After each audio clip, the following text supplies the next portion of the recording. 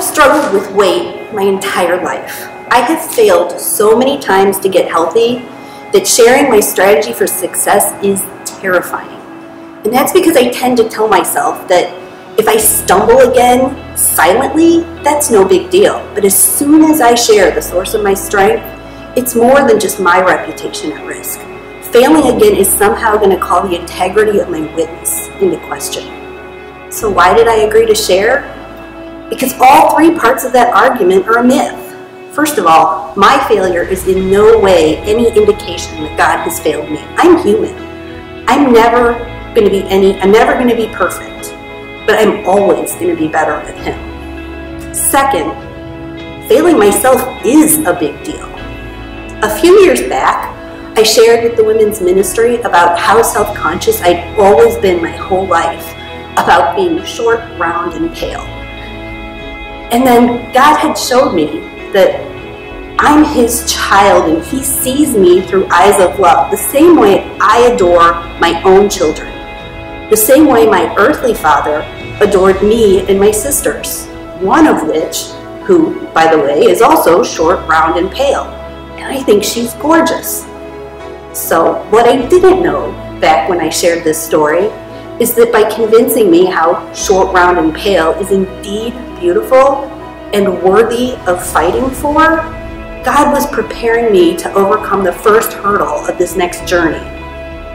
In order to persevere, I had to own the person I am. And believing that the struggle is worth the fight is a huge key to winning this battle, because you just gotta keep going. So how do I keep going? With help. The next hurdle was to accept help. And to do that, I had to put aside pride and admit that I needed help. My company sponsored free weight counseling. It was free. I had a gift of earthly grace staring me in the face, and I still had the audacity to question, how is this going to be any different than any other time? Why do I need someone else telling me all the same things I've learned so many times before? Well, a masterpiece doesn't craft itself just because all the tools to shape it are sitting on the workbench. You got to pick those tools up and use them.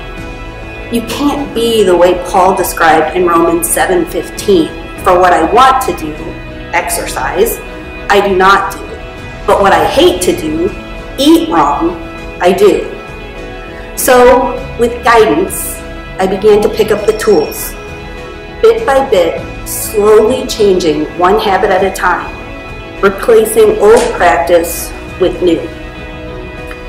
And practice, by the way, is the act of learning from mistakes, exposing myths, and digging into the root causes to recognize and avoid them later. Now, when I recognize physical or emotional triggers for binging on either calories or screen time, I resort to reciting the words that I'm not even sure are the right words to a hymn, but they work for me. I stop and I say, I need you. Oh, I need you. Every hour I need you. Jesus Christ, my Savior, I come to thee. They call it delay and distract, and you can call it that too if you want, but I call it divine intervention to give me strength in those moments of weaknesses. And even when I fail to delay and distract, I already know that God has forgiven me. And rather than dwelling on the guilt of failure, forgiving myself frees my mind to refocus for the next moment. Moment after moment has passed, more wins than fails, and suddenly it's 2 years later, and I'd have been here whether or not I'd made those choices in those moments, but now it's really surreal for me to look back and realize that those tiny choices, those minute glimpses of God's strength carrying me through trial after trial has added up to 55 pounds gone. I've still got a long way to go, but now not only do I have the tools to get there, with God's help, I'm using them to achieve less of me. John 3:30 says, He must become greater, I must become less. And again, I'm probably using that out of context, but it works for me. I'll always be better with God. And everything is better when I'm healthy. Sleeping, breathing, climbing stairs, getting dressed, tying my shoes, crossing my legs, you name it. So the third part of that myth is that I'm going to fail again.